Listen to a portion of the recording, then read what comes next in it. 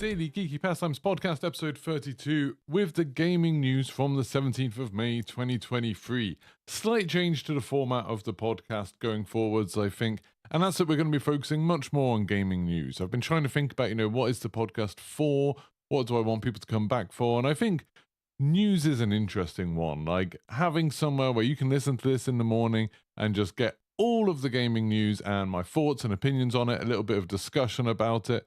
I think that's pretty valuable. So that's what we're going to be focusing on going forwards. And we've got a lot of news for you today. You'd think, it's just a random Wednesday. What could there possibly be? But we've got a bunch of different stories. So we're going to be talking about tons of stuff, including Overwatch, including a video game themed roller coaster, including some stuff that's been going on with the Microsoft deal. Again, there's always more stuff going on with the Microsoft deal. A new game release as well, some new modes coming to other games. We've got a bunch of stuff going on. So buckle in, make sure you subscribe, make sure you hit the like button if you haven't already. If you want to watch these recorded live, it's every weekday morning at 9 a.m. over at youtube.com/Geeky Pastimes, or you can watch the VODs after that. They're all there in a lovely podcast playlist, so you can just look for the Daily Geeky Pastimes podcast. Or you can listen to this on Spotify, on iTunes, on Apple podcast services, things like that, whenever you want. As soon as it's recorded, I upload them straight away. So let's get started today, and good morning to everyone in chat. Thank you very much for showing up. Robert Very, and Ultraclar, and Aurum, and Felix. It's very nice to see all of you. So, the first news story. Actually, let's start off. Let's change it a little bit. Let's talk about what I've been playing. Very briefly, because I said I was going to do this like yesterday. I've mostly just been playing Warzone Ranked and F1 2022. Still working through my season in Formula 1 2022. I moved from Haas to McLaren because I managed to get some points in Haas, and everyone seemed very impressed by that. Moved to McLaren, won my first race with them on the same difficulty where I was coming 10th, 9th, 8th as Haas. First race with McLaren, won it at the French Grand Prix. It's a very easy track, admittedly, but I was really happy with that. That felt good. So, I was excited about that. That was awesome.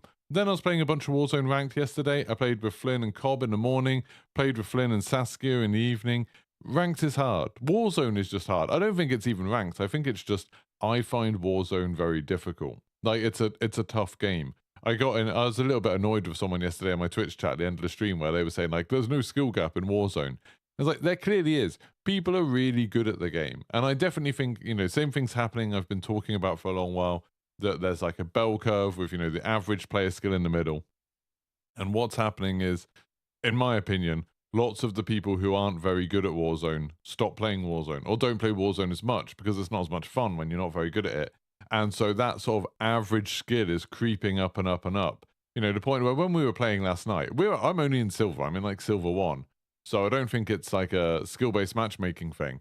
But when I'm playing, it feels like nearly everyone we fight hits their shots. They do not miss. So you need to be really careful with positioning and movement and stuff like that to try and outplay them. But, it's rough. It's really, really difficult. Even when we had Saskia on our team. Check her out on Twitch, by the way. Saskia is absolutely awesome.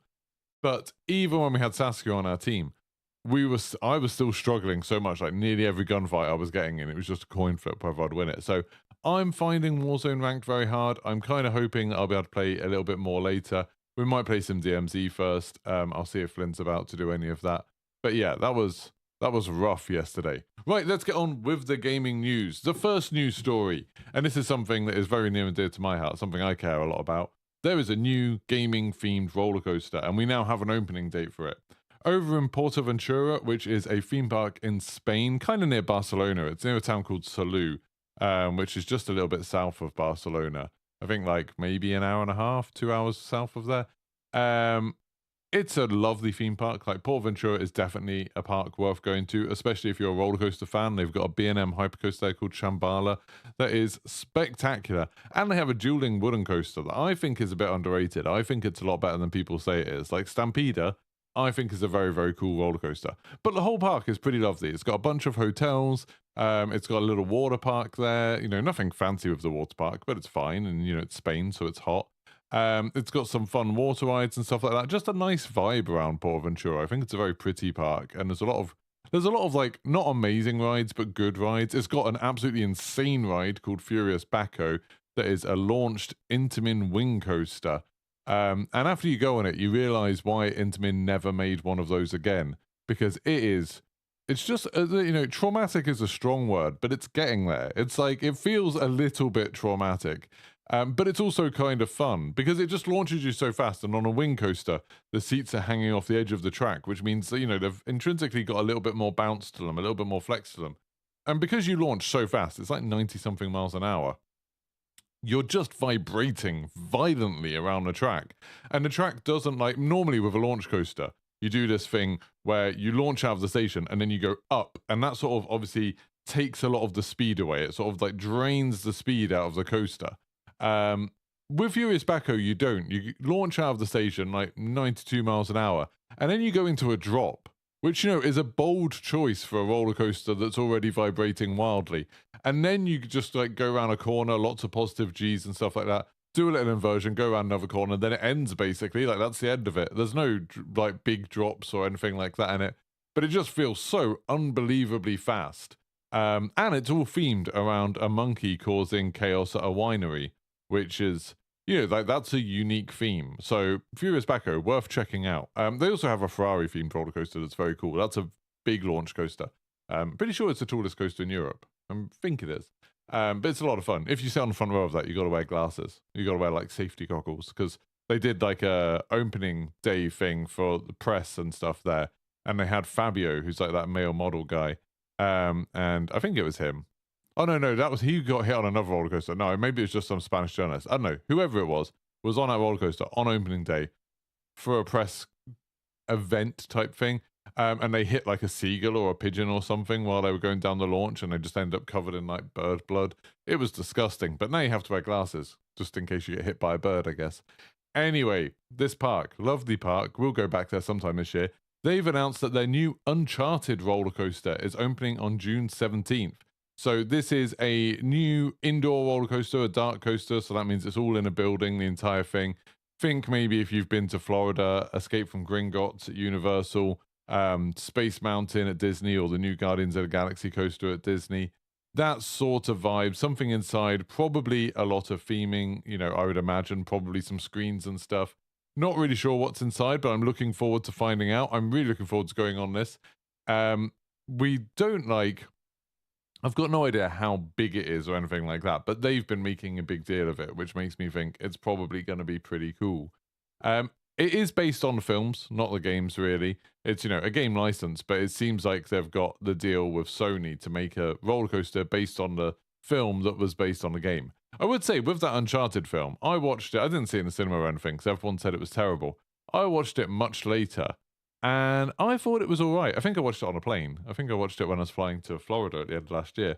And yeah, I enjoyed it. I thought it was fine. Like, not amazing. It's not like, oh my God, it's an incredible film, and it's not as good as the game or anything like that. But I thought it was fine. I enjoyed watching it. So yeah, I'm really excited about this roller coaster. I don't think there's many roller coasters that are based on games. Like, I was really struggling to think of other roller coasters that have any kind of connection to games at all. There used to be a roller coaster at Blackpool Pleasure Beach called Space Invaders. That was another dark coaster, actually. But even then, I'm not really sure if it was themed to the game or if it was just they used that name. I don't know if it had anything to do with the game at all.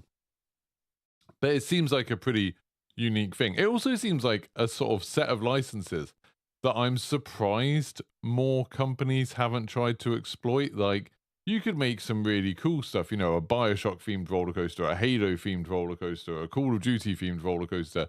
It feels like it would be a sensible thing to do. Obviously, in Universal now, you've got the Nintendo World stuff, so that's kind of starting to be gaming-themed.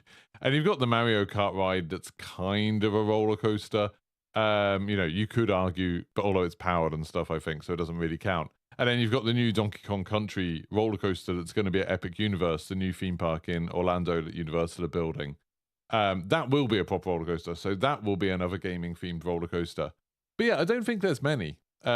Maybe as gaming becomes more mainstream, it'll be something that people start investing more in. But if you want to go on the Uncharted roller coaster, June 17th is when it opens, so make sure you plan your holiday for just after then. We're probably going to wait until September, just because it's really cheap to get to Port Ventura. You can get flights to Barcelona pretty cheap. You can fly to Reyes Airport, which is very close to there, from the UK for quite cheap. and transport and stuff is pretty simple over there. The big problem really is just that if it's opening in June, that's getting into school trip time. This is when schools are finishing. It's the end of the year. There'll be loads of school trips if you go in the end of the year. And then it gets into school holidays where there'll be a million teenagers running around. Everything will have long queues. And it's Spain, so it'll be insanely hot across like July and August. So yeah, I think September is probably most likely for us that we'll head down there. But I'm looking forward to it. I'm looking forward to when we do go. I think that could be a lot of fun. Then we have, for the second news story, we have a new game coming out today. Starship Troopers Extermination. I keep wanting to call this like Extinction, Exfiltration, Extraction, but it's not. It's Starship Troopers Extermination. That is coming out today on Early Access on PC. It's coming out at 6 o'clock, I think, or at least that's when the embargo is up. So I'll be able to play it. Me and Namegear and Cobb are going to be playing it together. I'm really looking forward to that. I think it'll be a lot of fun. Starship Troopers is one of those things that as a kid, you're like, oh my God, they could do a game of this and it'd be really cool. There was a game of this in the past. It was all right, but obviously technology held it back and stuff. So I'm intrigued to see what this one's like and how it goes. I think it's like a big co-op, like you can have like 16 people in co-op in one server, building up bases and fighting off hordes of the bug type things, whatever they're called. So yeah, I'm really looking forward to this. I think this could be a lot of fun. I don't know if like Jack Frags and that lot are getting it, but that would be awesome if we could get a load of people on it. I'd love to play with like, 200 Gamers and Jack Frags and all of those people. I think that could be super, super cool. So yeah, Starship Troopers Extermination out at 6 o'clock today. I'll be streaming it on twitch.tv/Geeky Pastimes. So make sure you're there. Make sure you go follow me over there and then you can watch that while I'm playing it. I might, like I said, I might play some DMZ and Warzone Ranked today. Or some Lego 2K Drive, because I've been really enjoying that. So I might be streaming some of that. I might just ask Flynn now and be like, hey, anyone about for DMZ at 10-ish? Awesome Warzone Ranked. Right. Then the next news story is Fortnite Ranked is out today. It was meant to be out yesterday. It's coming out today. To be honest, until yesterday, I didn't know Fortnite didn't have a ranked mode. It's one of those things where I just never thought about it. But I always thought Fortnite just added everything. Fortnite are just so prolific. It's a bit overwhelming when you load up Fortnite now and you look at the kind of, I don't know if you call it the playlists, the different ways you can play. And there's just so many playlists. Call of Duty have always made the argument that, well, not publicly, I don't think, but they've kind of always implied at least that they can only run so many playlists. Whether that's a technical thing or whether that's, I assume, a server population thing. They want matchmaking to be quick. They want there to be sort of a steady population for everything you want to do in it.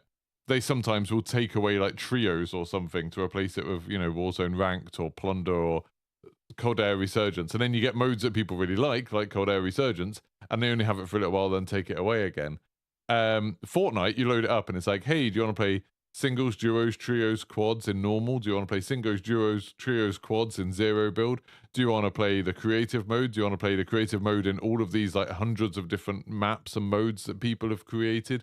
Do you want to play this like special playlist? Do you want to play this thing where people are playing a song to you and it's like a music video? It just feels like there's like a million things happening at once in Fortnite, and they're adding Warzone Ranked to it. So it'll be interesting to see how it goes. I'm definitely not very good at Warzone. Like when they did the whole sort of Warzone Chapter 2 type thing, I played a little bit then and I felt like I was good at it. I felt like I was having a lot of fun with that. And, we were winning some games, we were getting a lot of kills, it was all going well.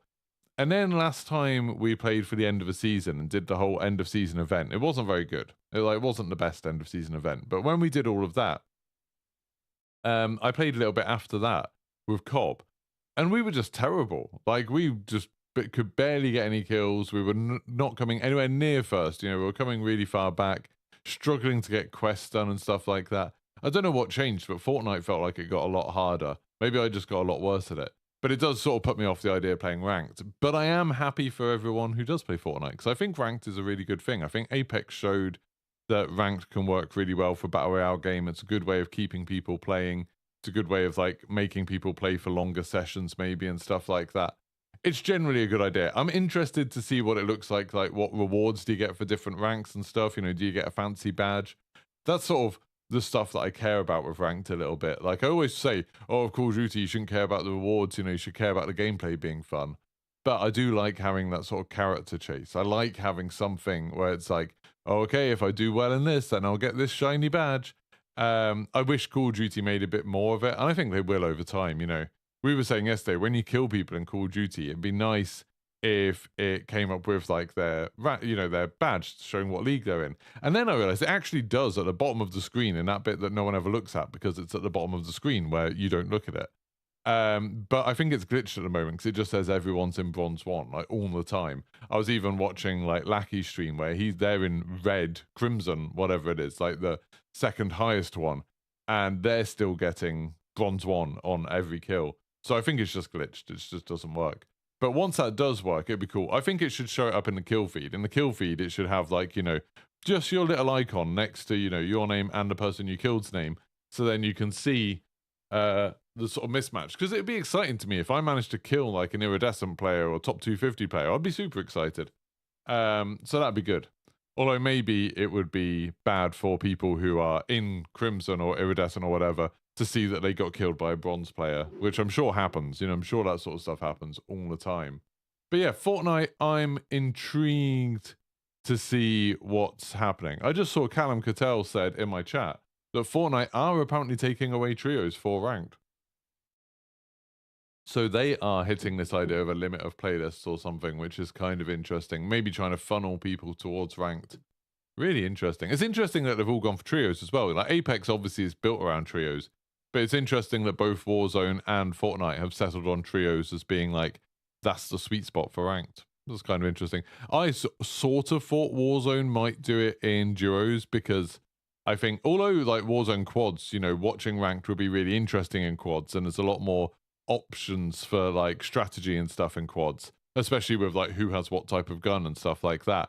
It's just hard to get together a quad of players. Like I'm already seeing streamers who are super successful struggling to get a trio together for ranked. You know, I obviously struggle to get a trio for ranked, but that's because who wants to play with the Silver League boys? But a duo is like a lot easier to get together, so I'm surprised there isn't like duos ranked. Maybe there will be in future, who knows? But yeah, Fortnite ranked, I'll be interested to see the rewards. I'll be interested to watch what other people are doing with it. I don't know if I'll really play it myself that much. Maybe if Cobb fancies it, we'll load it up and give it a go. At least it's free to play, so, you know, why not? So yeah, we'll see how it all goes. Right, the next news story. And we're sort of building up to the big news story, the big one that I want to talk about for a while. So the next news story is the Microsoft deal. We've got a little update on that. We've got a little update on what's going on with Microsoft trying to buy Activision. As you know, previously on the Microsoft Activision merger, the CMA in the UK said no. They said, nope, you can't do it because it would give you too much power in the streaming space, the streaming market, which is an emerging market, is a new market. And we don't want to have to be checking that you're like doing the right thing with every deal you do in that space. You know, we don't want to have to be overseeing something that we're not already overseeing. So we're going to say no to it. And then Microsoft were like, WTF? Like, we thought the UK was open for business. We thought, you know, the UK was going to become the next Silicon Valley. And then they were like, also, is there a streaming market really? Because there's not many players in it. You know, there's not many people doing the game streaming thing. People have tried and failed. You know, Google Stadia definitely failed. Amazon's Luna, I would say, arguably failed because no one seems to bloody know anything about it, even though it's been running for months, maybe years at this point. You know, there's GeForce Now, but I don't know if many people really care about that. PlayStation Now, I don't think people love the streaming side of it that much. It feels like Microsoft have essentially created a market, and CMA is like, we don't want you having too much control over this market you just created because you're the only company that's doing it well.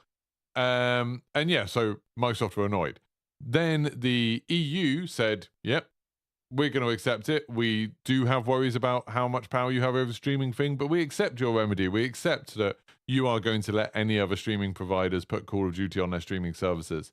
So they were okay with it. And then the final step of that well, not the final step of it, but the next part of it will be in America, the FTC, I think they are. FDA, FTC, I don't know. Too many acronyms. they have to take it to court in America to try and block the deal. And people, Bloomberg have said they don't expect the courts to support the FTC in blocking it. So they think it will probably go through, but we don't know. That'll happen over the summer. We'll see how that goes. But the new news, the new thing yesterday is that apparently UK MPs have been questioning the CMA over it and being like, hey, we've heard Microsoft are going around saying stuff like, they've been saying stuff like, oh, you, sorry, I just read a message and got completely right there. They've been saying stuff like, the UK's not open for business, that the UK's not great for competition. And the CMA are like, well, no, that's nonsense. Like, that's just people over-exaggerating or Microsoft trying to push our hand a little bit. The CMA have been forced to put out a load of statements explaining why they stand by their decision. But with MPs putting pressure on them, apparently Rishi Sunak, putting a bit of pressure on them. He's our prime minister. He's a rich idiot.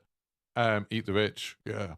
I think I think it's getting more and more likely the deal will go through. It's really interesting that the government makes a big deal of the CMA being independent, and then for MPs to be calling them in for questioning. It's obviously a very public way of the MPs being like, we don't agree with this. This isn't us. And, if the CMA wants to stay on the good side of the government, I wouldn't be surprised if they bow down a little bit. But, we'll see what happens. We'll see what happens. As I have said many times, I kind of hope the deal goes through, purely for selfish reasons. I just want all of the Activision games, all the old Call of Duty games I want on Game Pass. That would be awesome. Right, the next news story is that Steam are doing something new. And it's rare that Steam does something new. Sure will be about at 10. You got a +1 or want me to bring Flynn? Right. Going to be able to play some ranked after this stream ends with Flynn. Right, Flynn, you up for some ranked with Jack at 10 a.m. Right, I shouldn't be sending messages in the middle of the podcast. This is very, very rude. But this is what happens when it's a one-person podcast. I need some people to join me on this podcast. I need, someone else to talk while I do computer stuff. So if anyone has any ideas of someone who'd be up for doing a regular podcast, there's no money in it. I don't really make any money for doing this.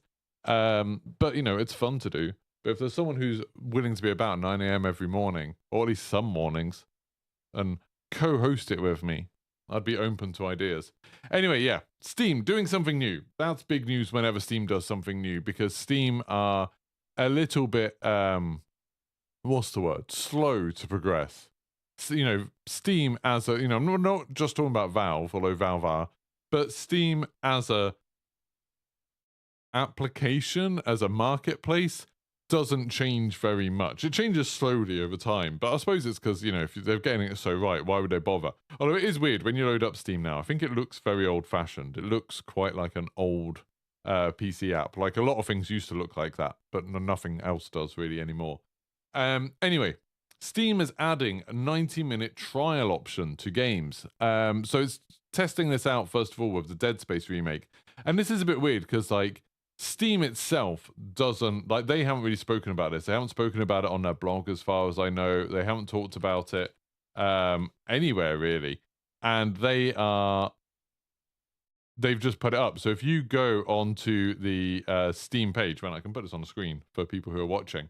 If you go onto the Steam page now, and sorry, I can't zoom in, you can see there's a thing that says, try Dead Space free trial. The Dead Space time trial is now available.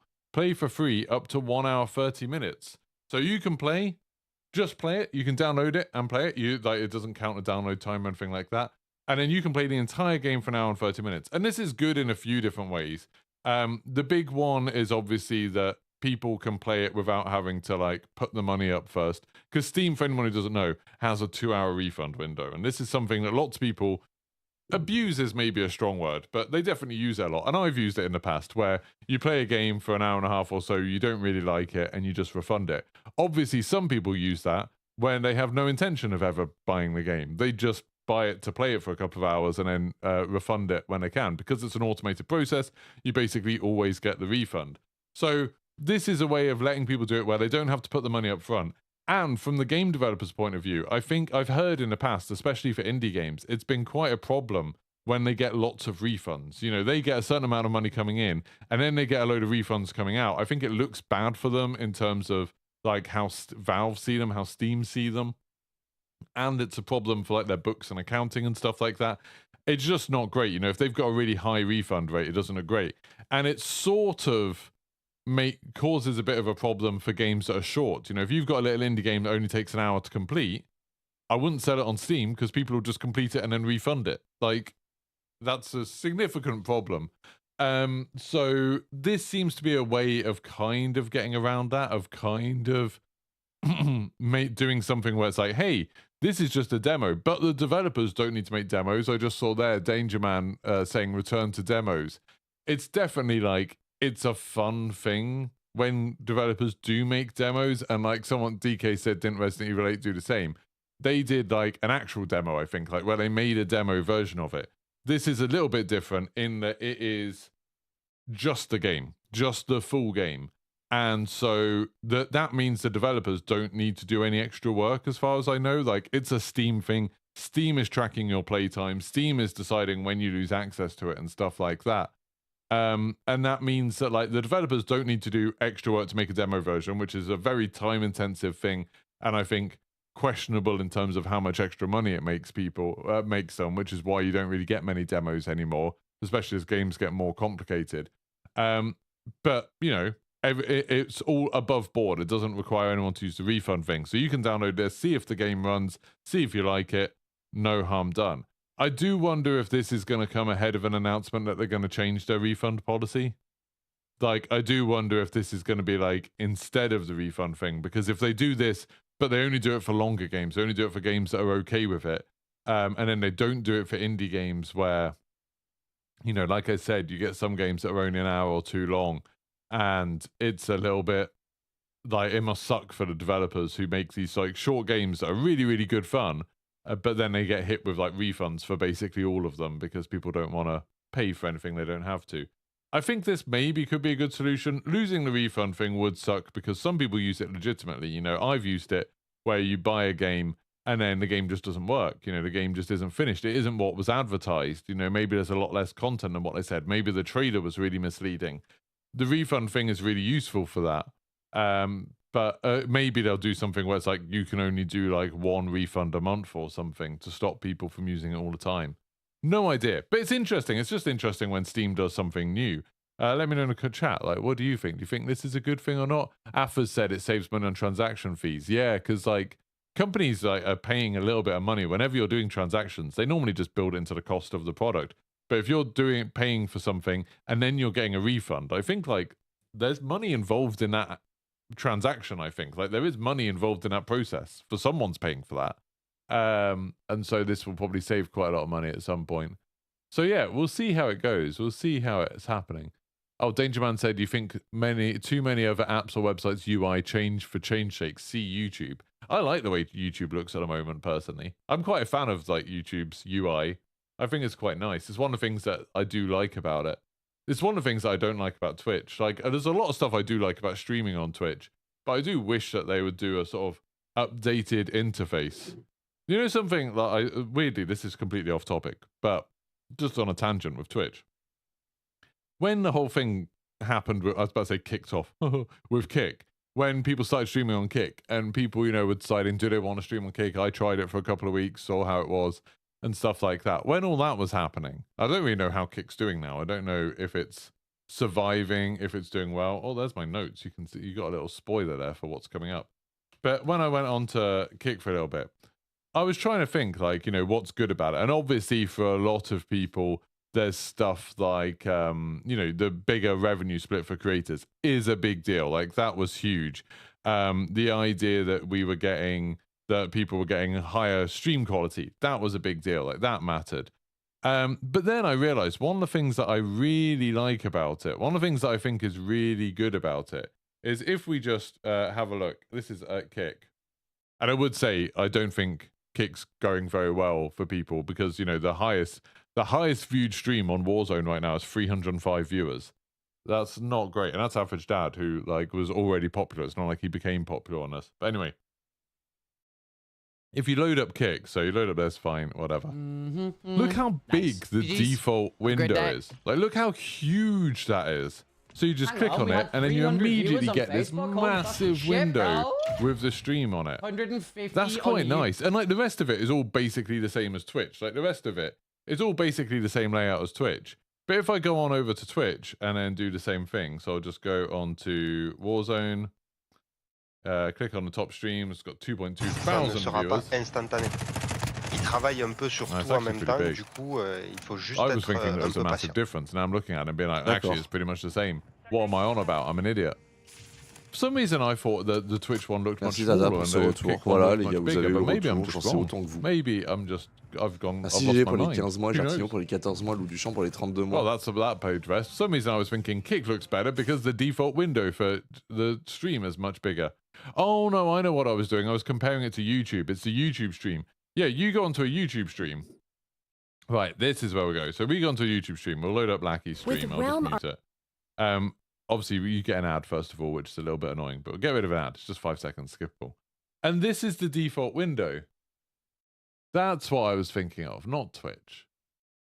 But like both Kick and Twitch, you load up a stream and it's like a big screen. And it's not like, oh, there's a lot more stuff on YouTube to fill it up. And I know you can put it in like cinema mode, so you can make it big, but then you've lost chat. You have to scroll down to see chat.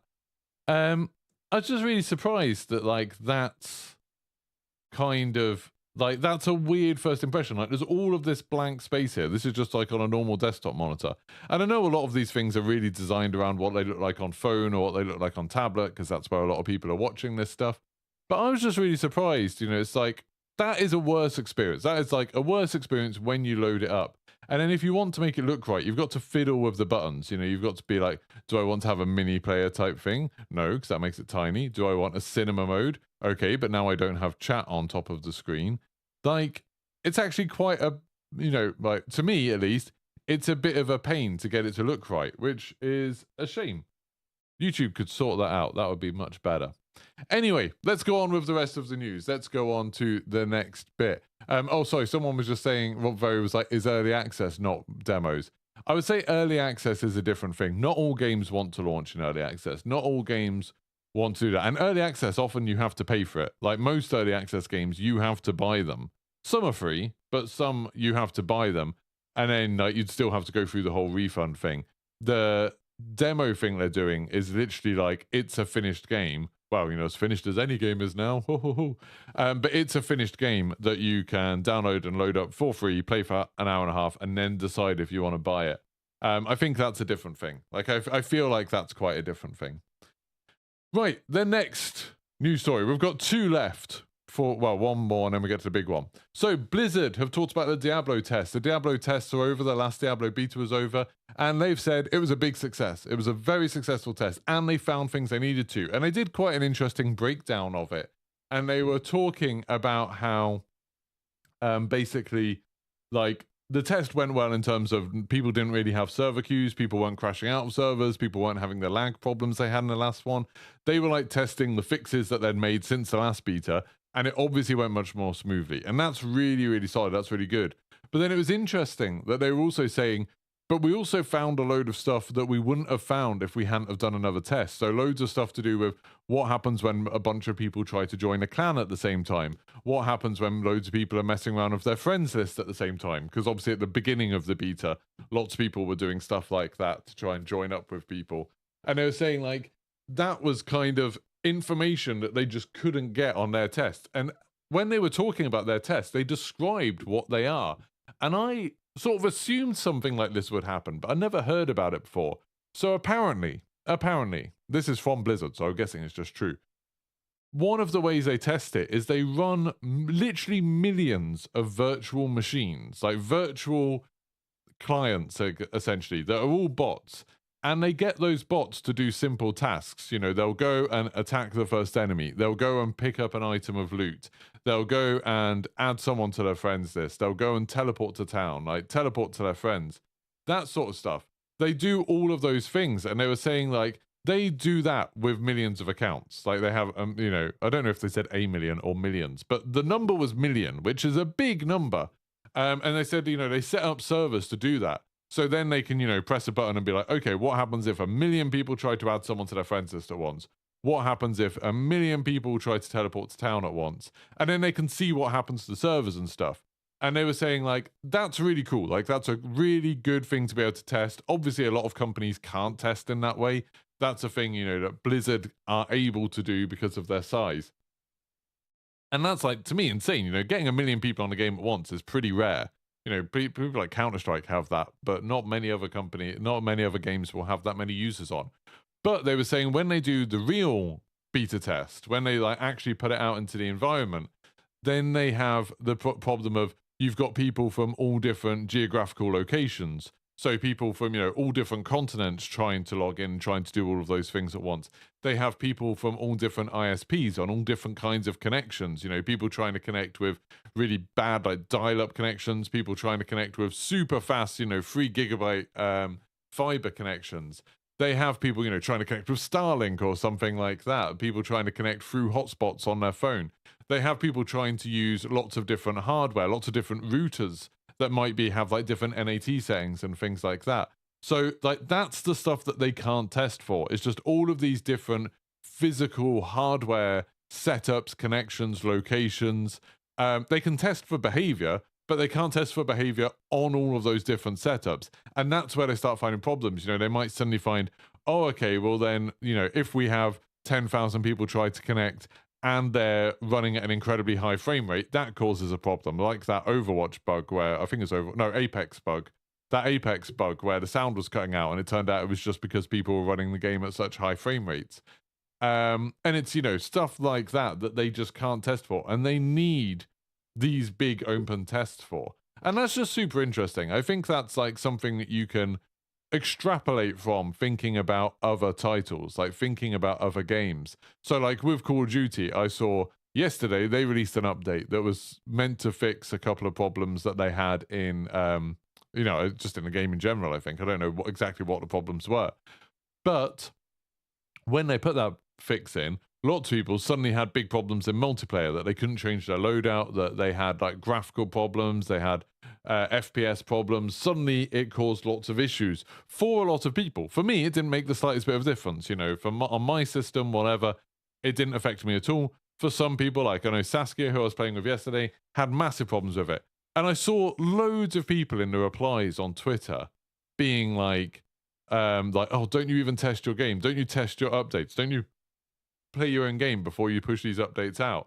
And it's like, what Blizzard was showing about having millions, you know, millions of virtual machines, millions of virtual clients running to test this stuff, but not being able to find the stuff you get when you put it out into the real world, like that can apply here. It's like, maybe they did do their testing, and in their testing, everything was fine. But then you put it out to millions of people, and suddenly thousands of people are having issues that they just couldn't have found before. They couldn't have detected it before, or they couldn't reasonably have detected it before. You know, I got a little bit wound up. I got a bit annoyed last night that I saw one big Twitter account reply, Infinity Ward put out the thing saying like, hey, we've released this update, but, you know, we're aware that there's some problems with it. And then that one big Twitter account replied to them being like, lol. And it's like, oh my God, it's so like toxic and negative, because that obviously fuels their community. Their very large community then sees that and is like, yeah, it's okay to laugh at these developers. It's okay to like make fun of them because this didn't go the way they wanted. And it's like, you look at the reality of it and it's like, what else did you want them to do? Like, what are the obvious steps that they should have taken that would have prevented that from happening? You know, they deployed something to hundreds of thousands of people that are playing this game right now, and for a certain percentage of those players, it didn't work and it caused problems. And they actually released an update within a few hours. Like, they fixed it very, very quickly. But it was like, that's still seen as something that people are like, you know, not just random people, but like big fan sites are like mocking them for it. And I think that's really harsh. That's really bad. I'm losing weight. Thank you very much, Galloway. That's a way to make my day. Just come into chat and say that I'm losing weight. Thank you. I am trying. I am, you know, my weight bounces up and down a little bit. And it's currently on a bit of a downward thing. I'm trying very hard to not eat so much. I went to the shop last night. My wife had a work training thing. And so we got back, like she got back quite late. And after I finished streaming Warzone Ranked, I stopped when she got home. And then we went to the shop. You know, we did that dangerous thing of walking to the shop at like 9 o'clock at night.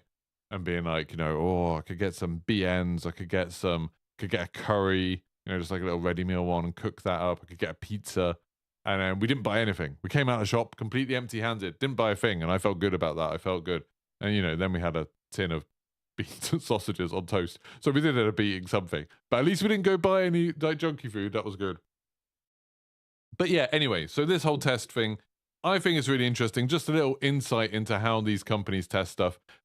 I'm really glad that Blizzard have said all of this. I'm glad that they had that test. It was good because I would have said when Diablo 4 comes out, I think it's like June 2nd, like midnight, June 2nd. So, you know, early morning midnight, not late night midnight. June 2nd, that's going to come out. I'll be up for it. I'll be there for the launch. I was expecting it to be like, oh, it's a write-off. You're not going to be able to play for a few hours at launch. You're not going to be able to play till later in the day, if not the day after, because that's what Blizzard games are like when they launch. You know, that's what World of Warcraft's like. That's what, no, just World of Warcraft. They don't. Oh, Overwatch, actually, yeah, Overwatch 2 had ridiculous queues. We're going to talk about that in a second. But yeah, I was just going to give people the advice of don't bother on the first night, because if you would get frustrated by queuing, don't bother. I'm personally okay with queuing. If I'm in a game and it has a queue, and it's like, I know it's just because there's so many people wanting to play, I don't mind that much. Like, I don't have such a bad feeling. With Call of Duty, I get a bit of fear of missing out, but I know I'm going to have to wait for the download anyway. Whereas with games like Diablo, I'm just excited to be sort of like chatting about the game, having some fun on stream and stuff like that. But with all of this, I'm kind of thinking now, maybe the launch of Diablo 4 is going to go well. Like, maybe this is all just going to work out. I'm pretty excited about this. So maybe we're going to be able to play Diablo 4 when it launches at midnight on June the 2nd, or midnight June 1st, I guess. We're going to be able to play it then and just like get started, like go straight into it. And that is super exciting. So I'm really happy about that. And then for the final news story, Overwatch 2 PvE has been cancelled.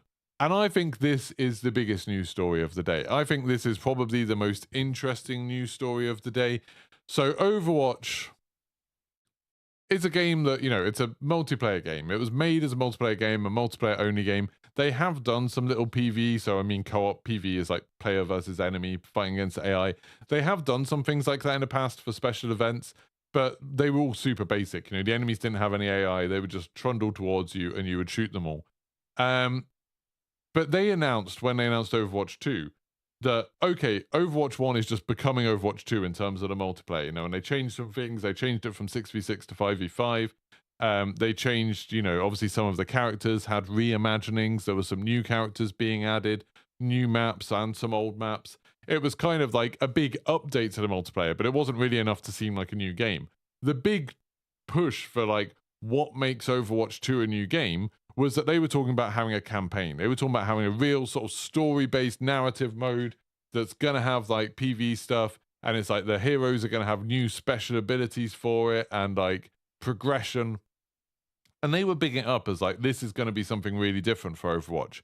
And I was always really skeptical. I was always a little bit like, I can't imagine it being good. Overwatch was made from the ground up for multiplayer.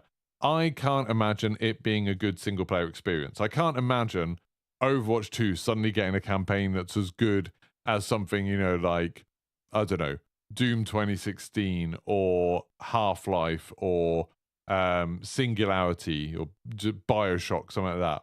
I was going to say Titanfall 2, because Titanfall 2 is probably the best first-person shooter campaign. But that was also originally a multiplayer game that they then managed to turn into a campaign. So maybe there is actually a hope for it. But anyway, Overwatch 2, I just felt like I couldn't see how it would work. Like in my head, I didn't have the imagination necessary to see how they would make a good one. You know, when you think of how Overwatch works, you don't really interact with the environment very much. There's some doors, and that's about it. Like, the environment is very static, it's very blocky and simple, and there's some cool, like, fun details in it, but you don't really interact with it in any meaningful way. So, like, I feel like they'd have to go the route of sort of a Doom type thing of having, you know, really interesting combat encounters. And then it's like, how do you make that different from fighting in multiplayer against bots and stuff? Like, I just couldn't see how it would work personally. But they said, yep, it's happening. Like, this is going to be this big campaign. And then nothing really happened with Overwatch for a while. Like, Overwatch 1, no new characters were released for quite a long while, no new maps were released, and the argument was like, well, all the new stuff is going into Overwatch 2. And then eventually they said, okay, we are going to bring out Overwatch 2, but just the PvP side, just the player versus player competitive side, because the campaign isn't ready yet. But, you know, they didn't want people to keep on having to wait so long for Overwatch, not having all new stuff. So they brought out the multiplayer side of it, and everyone, at least from my perspective, as like an outsider to the Overwatch community, but someone that plays Overwatch very occasionally, you know, I played it a lot when it launched, the first one. And then, you know, I'll hop on Overwatch every now and then and have some fun. As someone from that perspective, I thought Overwatch 2 just seemed like the exact same game. Like, it really felt like a small seasonal update. Like, it felt like the sort of, you know how we get the seasonal updates in Call of Duty? It felt like that size update to Overwatch. You know, it's like most of the characters were basically the same. Most of the maps were basically the same. The way they'd updated some of the characters, I didn't really notice that much. The new characters didn't seem shockingly different from the old ones. It just all felt very, very same. The menus looked the same. The gameplay modes felt the same. I know for people who are really into Overwatch, having one less player on your teams was quite a big deal. And that changed a lot of things. You know, it stopped people apparently from being able to use loads of shields and stuff. But to me, it felt pretty much like the same game. It didn't feel like a sequel. So I just sort of bounced off it pretty quick, and I think quite a few other people did. And then, like, now they've come out and said, oh yeah, you know that campaign we were going to do? We're not going to do that anymore. Like, they've just cancelled it, and they've said that it just wasn't making the progress they wanted it to. Like, it wasn't coming together the way they wanted it to. So they said they're still going to do some co-op things, and there's going to be some like events and stuff with some co-op modes in them, which might use some of the ideas that they were working on. But there's not going to be this like big story-based campaign anymore. Like, that's not happening, which for many people was the draw of Overwatch 2. Like, that was the thing that they wanted Overwatch 2. Now, this isn't a situation where it's like, oh my God, people paid money for it, because Overwatch 2 was free to play. So that doesn't matter. Like, it's more just a disappointment thing. But there is a conspiracy. There's a interesting little conspiracy that I was reading about this morning while I was reading about all this stuff. Apparently, when Overwatch 1 came out, they made a promise to the community, and they said, with Overwatch, they're never going to sell heroes for money. You're always going to be able to use in-game credits and stuff to unlock any new heroes. And they said, we're not going to do battle passes. We're not going to sell you battle passes. You know, you're going to be able to earn stuff in-game. Everything's going to be fair and above board. We're different to all of those other first-person shooters. So they made a promise to the community. Overwatch 1, no paid characters, no battle passes. Then they release Overwatch 2. That's basically the same game, but is weirdly called Overwatch 2. And now there's battle passes and paid characters, apparently. I don't know the details on that. I haven't looked into any of that stuff. I'm not going to buy a character for Overwatch 2 or buy a battle pass for it. I don't play it enough. But apparently they have now started, selling stuff for Overwatch, which they said they weren't going to. But they could turn around and say, well, we promised that for Overwatch, but this is Overwatch 2. And, you know, the cynical amongst you might look at that and be like, but it's the same game. You just put a 2 on the end. Like, it's the exact same game, especially now you're not doing the campaign or anything. This is the same game. This is like, you know, Ubisoft have had plenty of opportunities where they could have called Rainbow Six Siege, Siege 2. Because, you know, that game has changed quite a lot. They've changed things to do with the graphics, they've changed the maps, they've changed the way operators work, they've changed the way some of the modes work and stuff. Fortnite could have called it Fortnite 2. You know, there's been lots of times where people could have gone to calling it a sequel where they've made bigger changes to the game than Overwatch did. So maybe they just called it Overwatch 2 so they could start selling battle passes and stuff. Maybe. We'll see. It's really strange. I mean, like Billy Arshad in chat there is just saying it's not looking great for Blizzard because they promised us, the players or fans, with the great PvE stuff, but they lied to us. My friends have officially uninstalled Overwatch 2 on their devices. It is like I said, I mean, at least your friends didn't pay for Overwatch 2, as far as I know. I don't know, could you buy it? I don't really know how that works. But we'll see. We'll see how it's going. I don't know if it's about... yeah, like, at least, like, it's a free-to-play game, so it doesn't have that problem. You know, I'd be super annoyed if someone had paid like 70 quid for Overwatch 2, expecting there to be this great campaign mode, and then they cancelled it. Like, that would suck. I mean, that would be like, surely they'd just have to give you a refund for that. But, yeah, I don't know. Cam said what they did show off of the mode I didn't think looked great. I didn't really see anything they showed off about it. I didn't see anything that I was like, oh, that's obviously a campaign. You'd think if they were going to do it when they announced it, they should have had a trailer ready. They shouldn't have waited to announce it until they had a trailer. I mean, like, Blizzard aren't... It's not rare for Blizzard to cancel games. Like, Blizzard have cancelled a lot of games, you know. The older ones amongst us here, the golden oldies here, will remember things like StarCraft Ghost. Like, StarCraft Ghost was a game lots of people were really excited about. I think it was a third-person shooter in the StarCraft universe where you played as a ghost. Would have been super cool. Completely got cancelled. Project Titan was a new MMO they were making after World of Warcraft. That apparently they spent like years and years and years working on Project Titan, and then the entire thing got cancelled, and they just kind of abandoned that, which is a real shame. It's just unusual for them to, you know, release a game and then cancel half of it. Or I would argue more than half. I think Overwatch 2, really, when you look back at what the announcement for that game was, it was really focused on the PvE. Like, it was really like, hey, the big difference for Overwatch 2 is the single-player stuff or the co-op stuff. Like, that's the big difference. And that's been cancelled. Like, that's kind of shocking to me. That seems kind of crazy. But yeah, it is sad times. It seems like a shame. Yeah, it didn't look very interesting. That makes sense. Yeah, I just don't see how it would be. Danger Man said Titan got basically repurposed into Overwatch. Yeah, I heard that they used a lot of like the lore and the art from it for Overwatch, which is a shame because you think like an MMO in the Overwatch universe could have been something really different. Like, could have been something really cool. Imagine if Blizzard had made like a first-person MMO that was kind of a bit science fiction-y with the sort of characters that you have in Overwatch. That could have been awesome. That could have been amazing. But oh well. It's always been like, you know, something I've really, really wanted in gaming. When you think of those games, you know, what would be your dream sequels or remakes or new games for studio to do? Blizzard making a new MMO is like right up there for me. Like, Blizzard making something, whether it's World of Warcraft 2, whether it's a StarCraft MMO, whether it's Project Titan, whether it's, you know, whatever it is, I would just love it. Because Blizzard, as much as I hate a lot of decisions Blizzard make, like, I really don't like a lot of what Blizzard have done. They, you know, abandoned Heroes of the Storm. They basically abandoned StarCraft. It was like, what they've done with Overwatch seems a bit crap to me. World of Warcraft, I think they've gone in a weird direction with it over the last few expansions. I think there's like loads of things that they've done that I don't like. But when it comes down to it, every single game that they've released, I've absolutely loved. You know, it's like going back to like Lost Vikings, but then like Warcraft, Warcraft 2, Warcraft 3, World of Warcraft, StarCraft, StarCraft 2, Diablo 1, 2, and 3, Hearthstone, Heroes of the Storm. They've all been like insanely good games, like top tier games, like, you know, potential game of the year for the game they came out, for the year they came out. They've all been amazing. And it's like, whenever Blizzard are making a new game, I'm going to take notice. Like, I'm going to pay attention. And it's like, Overwatch 2, if you consider that a full game release, is the first time I would say they've released a game that was bad. Like, that's the first time they've released a game that just, you know, was very, very disappointing. And it's, you know, and it kind of sucks that Blizzard just haven't released games for a long while. Like, Diablo 4 is quite a big deal because, like, it's the first game since Overwatch, I think.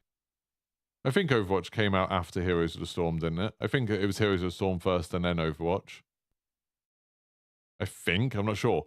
But, you know, it's been a long time. Yeah, Heroes of the Storm was awesome. I loved Heroes of the Storm so, so much. It was such a fun game. Me and Namegate used to play that all the time. If I was, like, streaming back then, I would have been streaming Heroes of the Storm as my main game. Like, we played tons of that.